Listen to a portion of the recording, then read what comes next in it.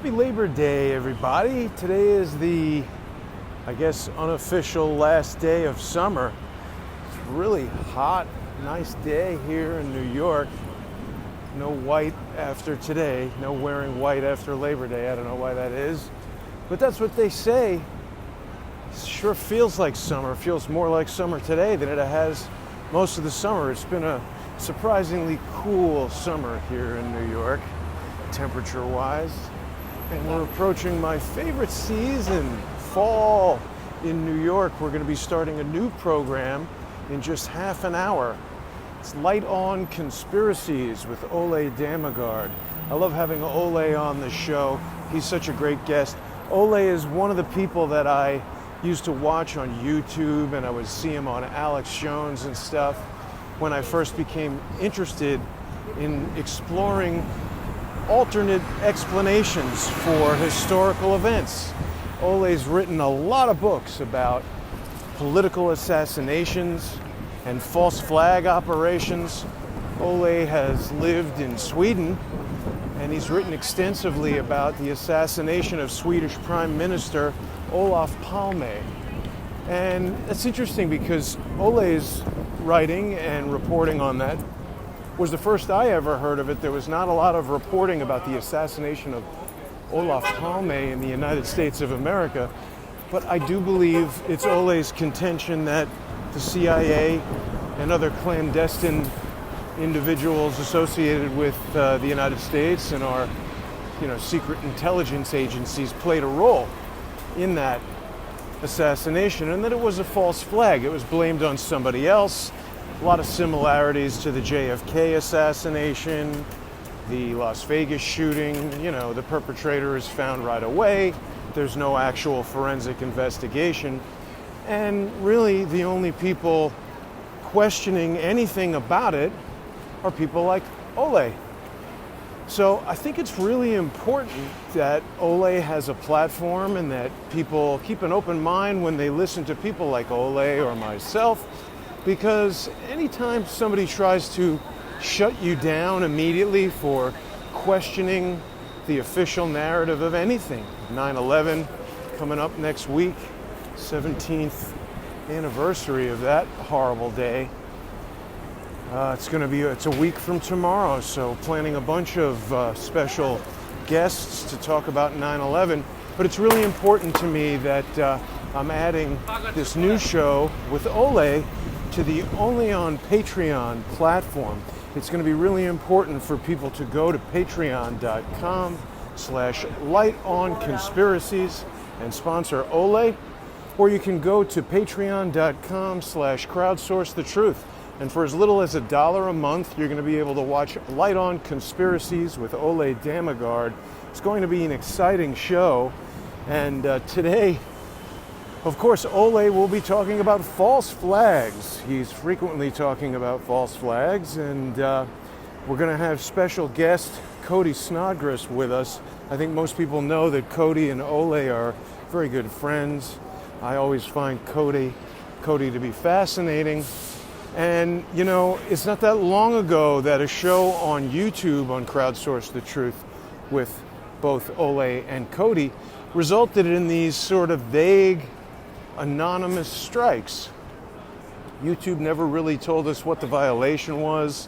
They never told us why we were receiving those strikes and wouldn't allow any appeal to those strikes. But it shut down Crowdsource the Truth's YouTube channel for 3 months. There was no live streaming, and then a secondary strike on another show the following week or a few days later with Cody and Ole resulted in no uploads at all. So effectively, Crowdsource the Truth was dead in the water. And I gotta reiterate, it's super important for people to realize that for just $1 per month, you can buy back your ability to choose what you get to watch. Wouldn't you rather turn off Crowdsource the Truth if you disagree with me or one of my guests than have Google turn it off for you, or have some of these nefarious individuals around the internet who seem to enjoy introducing me to people who they then later trash, and they do this in such a coordinated fashion that it's starting to become super obvious to me at least. They've got fake sock puppet accounts. They've got entire fake channels. Well, fake. What do we mean by fake? I'm talking about channels that are built up by a network of people that have an agenda, that want to spread information that seems to come from nowhere and is corroborated by different individuals who are either their brothers or their close associates, their friends. It starts with, possibly an innocent mistake. You mix up one letter, you say a D when you mean a C. You accuse someone of being involved in the DIA when she's clearly stated many times that she was an FBI liaison to the CIA. You push that out, you put it on a couple of channels, you try to make a person who is very ill, who's just gotten out of the hospital. They love doing that. They love attacking people when they're weak. Remember when Quinn Michaels had his collapsed lung and there was all those attacks going on? Terrible images they were making of a guy who literally didn't know if he was going to live or die. They put out memes. I mean, how low will these people go? Now there's a woman whose one of her twin daughters was so badly burned, she's had multiple surgeries, and now they're giving that woman a hard time. It always seems like, it starts in one place, and then it just gets built up from there. I don't go around telling other YouTube channels who they should interview and then trashing those interview subjects, or having my brother trash those interview subjects, or call into other shows who have trashed me or those interview subjects. That doesn't make any sense to me.